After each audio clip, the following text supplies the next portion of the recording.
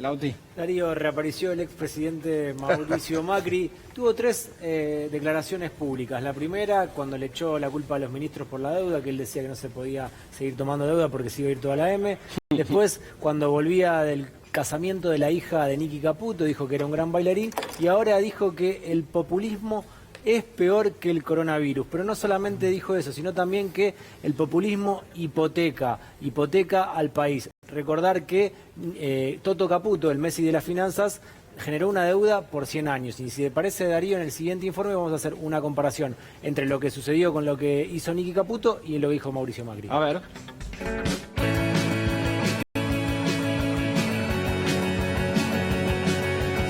Lleva el desafío de evitar algo que es mucho más peligroso que el coronavirus, que es el populismo. Realmente el populismo lleva a hipotecar el futuro. El ministro de Finanzas, Luis Caputo, fue imputado por el famoso bono de 100 años. La tasa es realmente alta, ¿no? ¿7,9 fue? 7,9%, casi 8%. No puede ser erróneo fijar una tasa del 7,9 cuando se están buscando tasas del 4,5 o 5 anual. Gran pregunta. Uno tiene que mirar también de este lado el contexto histórico. ¿Y cuánto es la tasa promedio que se están endeudando los países? Bueno, la tasa promedio está para bonos de esta naturaleza puede estar entre el 2 y el 3%. Uno tiene que mirar el contexto histórico. Nosotros estamos pagando un plus muy, pero muy elevado, muy superior al 5 y algo que pagó México y muy superior a las tasas que están pagando países europeos. Quienes compraron esta deuda, al cabo de 14 años, ya van a recibir todo el capital que invirtieron. Los 86 años siguientes van a cobrar intereses. ¿Por qué un gobierno X, en este caso es el de Macri, pero un gobierno X, toma la decisión de endeudarse por 100 años? Realmente el populismo lleva a hipotecar el futuro. ¿Hay alguna razón, alguna necesidad imperiosa que no estemos entendiendo, que yo no alcanzo yo a leer? creo que es congraciarse con los acreedores. 86 años van a cobrar intereses. El bono a 100 años que fue criticado por distintos sectores también en el ámbito internacional y hasta, bueno, un fiscal imputó al ministro Caputo. ¿Trató tal vez de un nuevo error del gobierno? Claramente el contexto internacional fue extremadamente favorable a lo que ocurrió. El propio Financial Times escribió editoriales sobre el tema expresando la sorpresa positiva, no la sorpresa negativa. Uno de los editores de Financial Times hizo una encuesta. ¿Cuál es la locura más grande? 5% votó lo de Grecia, que había sido a 10 años. El 71% el bono de la Argentina a 100 años. El Financial Times se burla, se ríe de este bono a 100 años. Si vos tomás deuda para invertir, para crecer, para lograr que la gente viaje mejor, que tenga acceso a un mejor trabajo, sirve. Si vos te endeudas a paso acelerado en el último año y medio para tapar el déficit fiscal, eso no es bueno. Él escuchaba a un periodista que decía, yo no me quiero endeudar más. Bueno, bárbaro. La gente no se quiere endeudar más. Tampoco quiere que el Banco Central imprima, como hacía Cristina antes. Pero tampoco quieren ajuste, no quieren que subamos los impuestos, pero tampoco quieren bajar el gasto. De nada, no, inviertan en infraestructura. No le puede bajar a los jubilados. Bueno, magia no se puede hacer. O sea, entonces nosotros vamos por lo que es más racional. No le puede bajar a los jubilados. Bueno, magia no se puede hacer. Vamos por lo que es más racional. Agradecer a Javier Algianelli y a Juanma Delgado por la gentileza del archivo y preguntarle a Eduardo cómo toma que un expresidente compare un modelo político con una enfermedad y cómo alguien puede decir que se hipoteca el futuro, que no se puede hipotecar el futuro cuando se tomó una deuda a 100 años. ¿Vos viste la película Desde el Jardín a Mr. Gardiner? Creo que no la vi. Bueno, no la vi. Era un jardinero que... ¿Vos la viste? No. Pero... Este es Mr. Gardiner. Yo no se puede creer. Te digo eso para hacer una metáfora, porque te diría con una palabra más futbolera. Yo no puedo creer que las cosas que dice no... ¿Lo hace para pinchar? ¿Lo hace nos toma por estúpidos. No. Yo creo que este muchacho es todo coaching.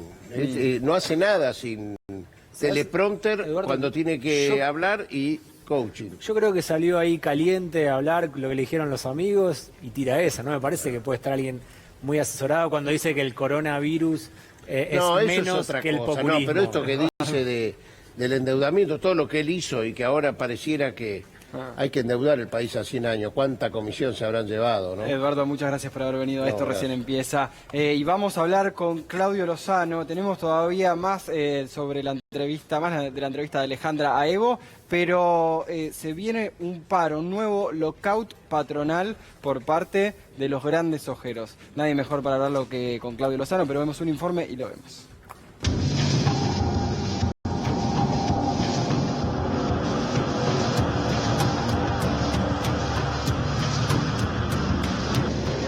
De retenciones resultan ser el detonante, por lo menos para afuera, para la opinión pública, de una cuestión que es muy compleja, donde hay productores afectados, como decíamos, por sequía, por las tasas de interés, a donde vienen desde hace tiempo a valores astronómicos, y productores, algunos grupos, que motorizan el conflicto como modo de oposición política. Yo creo que hay que desandar y lo que hay que esperar es como todo.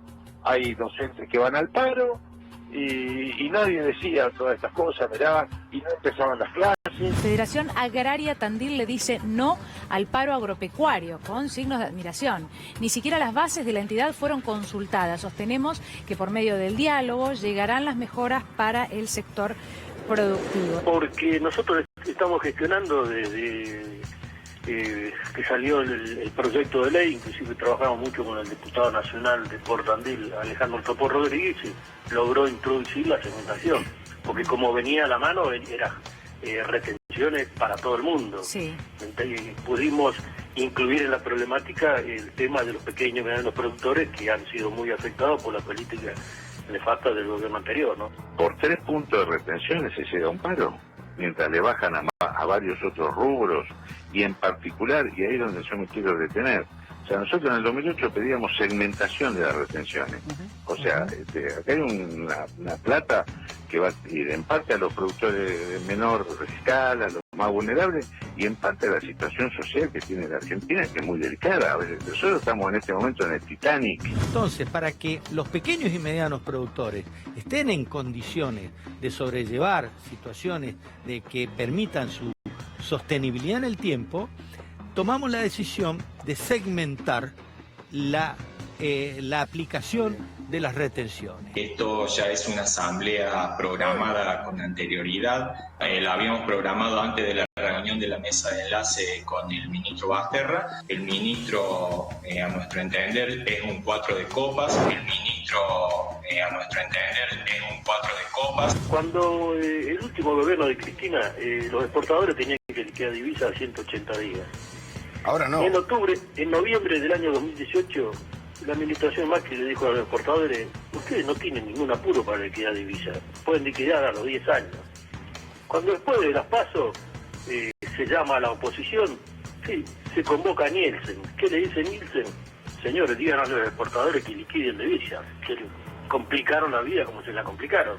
Aparte, muchos funcionarios fueron cómplices en el sentido de que cuando puso la retención el año pasado Macri, el fin de semana anterior le permitieron anotar muchas exportaciones o muchas ventas al exterior a los exportadores y se perdieron 2.000 millones de pesos.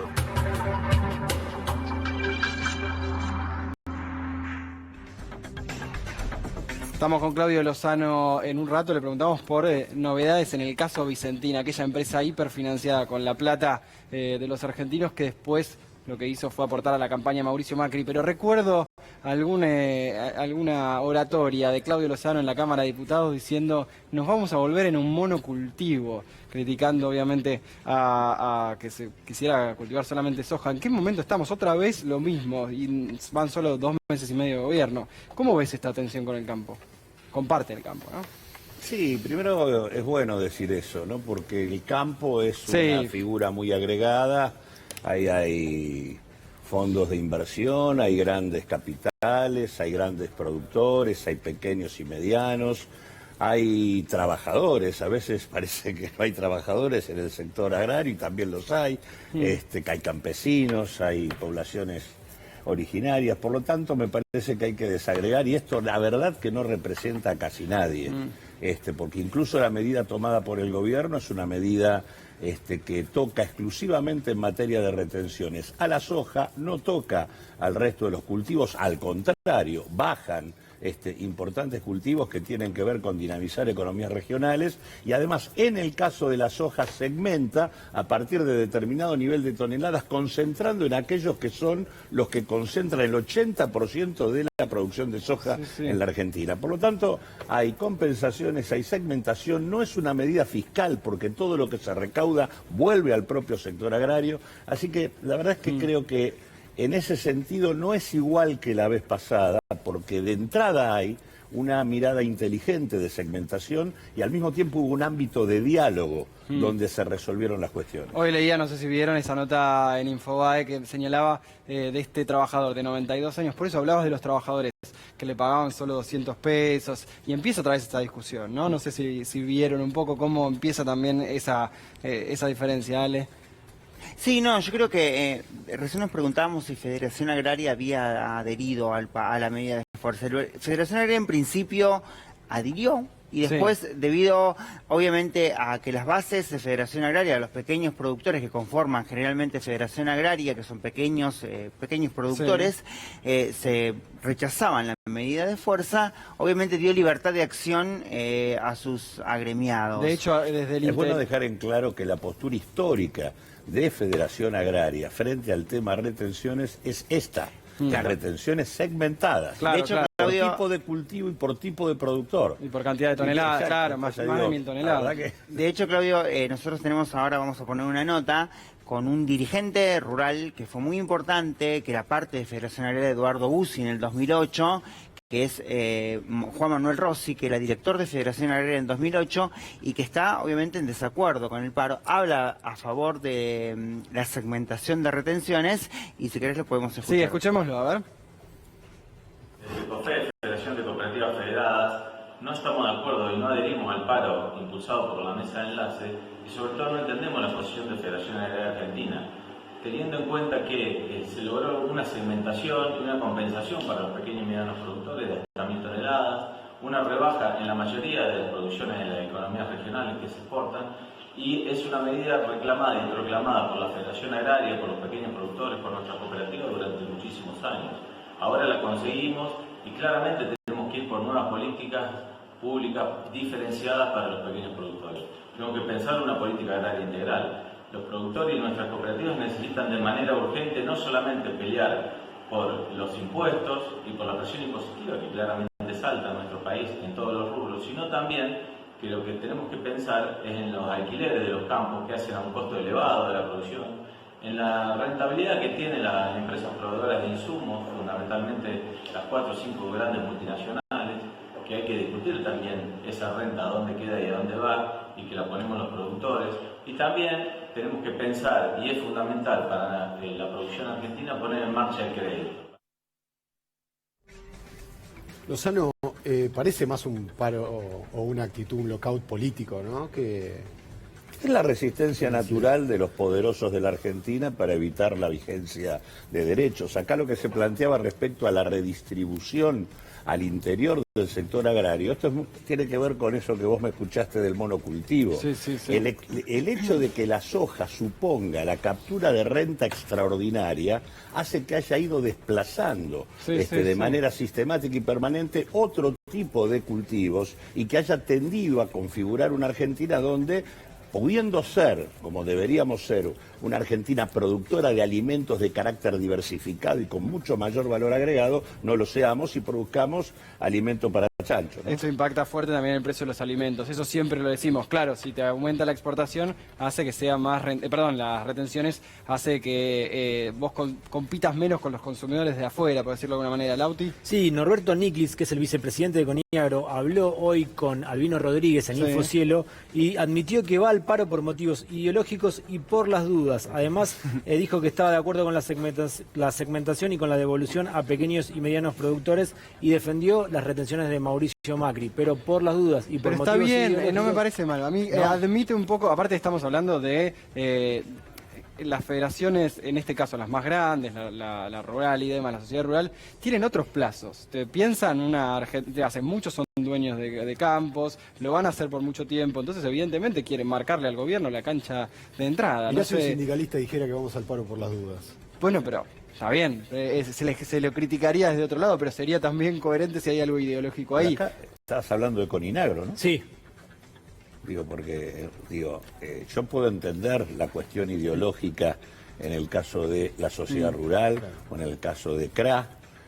La verdad que Coninagro y Federación Agraria... Decís que es más del dirigente que de la... Claramente el vicepresidente. No tiene sentido. El vicepresidente. No tiene sentido porque casualmente, supuestamente, representan un espacio de cooperativas y de productores medios o pequeños que no están representados en este tipo de definiciones y que están fuertemente beneficiados por la medida que tomó el gobierno. Claudio, vinculado al agro, pero también a las finanzas del Estado, hoy la justicia santafesina accedió al pedido de la empresa Vicentín de iniciar un concurso de acreedores. ¿En qué lugar deja eso al Estado argentino con toda esta deuda enorme que sabemos que tiene Vicentín con el Estado? Bueno, el concurso es un instrumento que tiene la empresa para tratar de ordenar sus deudas y establecer un mecanismo de pago. Obviamente ahí aparecen un conjunto de cuestiones que, obviamente hay unas cuestiones formales que habrá que de hecho el propio Banco Nación ya está haciendo, que es haberse presentado al concurso, verificar sus créditos y demás.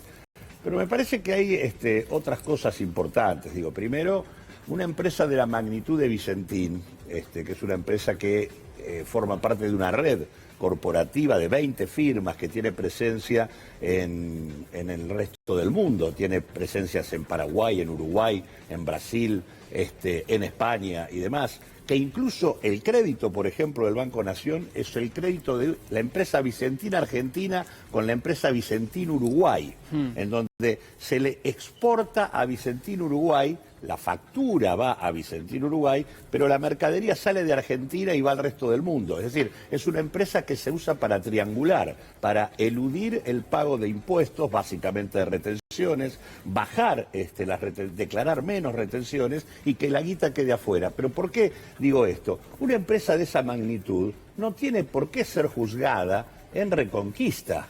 Claro. En Reconquista se le plantea como juez natural un juez que está en un pueblo que en realidad todo lo que hay ahí se llama Vicentín. La lógica es que esto fuera juzgado en un ámbito de mayor neutralidad. ¿Cuánta plata pusieron para la campaña de Macri?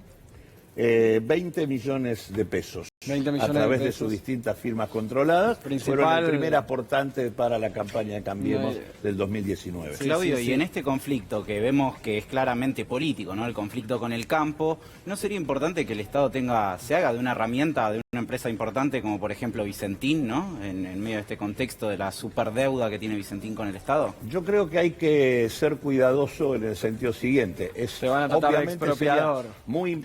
No, por eso sería lo de menos. El tema es que Vicentín tiene una deuda de 1.300 millones de dólares. Digo, tomar control sobre esa firma sería bueno si vos podés sacarte la deuda de encima. No sería lógico que el Estado se compre un pasivo de esa naturaleza. Claro. Lo que sí es cierto es que hay que garantizar que las cosas salgan como deben salir y no que ni que el Estado compre la deuda ni que se extranjerice Vicentín. Y en este sentido hay cosas para hacer. Acá la Inspección General de Justicia puede evaluar cuál es la trama de sociedades que tiene Vicentín. Acá la FIP puede identificar todas las propiedades, bienes que tienen los dueños de Vicentín en todos lados y puede identificar con pelos y señales la subdeclaración de exportaciones y de utilidades. Ahora la unidad de información financiera puede mostrarnos los manejos truchos de las operaciones externas que Vicentín hizo. Hay que investigar y definir el carácter fraudulento de esta quiebra que Vicentín lleva adelante. Perfecto, gracias Claudio. Ahora seguimos con este tema, pero vamos a repasar, o vamos a ver en realidad otro segmento de la entrevista de Alejandra Evo Morales. Ahí habla de la economía de Bolivia, de cómo mejoró y de claramente las intenciones de bajar a Evo Morales. Vamos a verlo. Evo, la economía boliviana, la economía doméstica, digamos, en lo doméstico, ¿cómo la dejó? ¿Cómo estaba el país cuando usted tiene que abandonar la presidencia? Nuestro plan era que el 2014, perdón, 2019 normalmente seamos primero en crecimiento económico. De hecho, habían tenido números muy favorables en Latinoamérica, eran... 13 años por primera vez en la historia de Bolivia, desde la fundación de la República, 6 años primero en crecimiento económico en Sudamérica. Eso nunca ha habido antes. Son políticas económicas en base a las nacionalizaciones, inspirados, propuestos por el pueblo, que el pueblo es tan sabio. Y ahora empiezan las privatizaciones, ya no hay inversiones. De manera intencionada están llevando a la quiebra para después privatizarlas, las empresas estatales. Ya no hay bonos y rentas, están bajando totalmente. Están subiendo las tarifas de energía y agua. Lamentablemente, con algunos países de América Latina, la historia se repite. Sin embargo, el pueblo está indignado, el pueblo está decepcionado de la derecha y la dictadura que vive Bolivia. ¿Ves un avance de la derecha en la región, Claudio?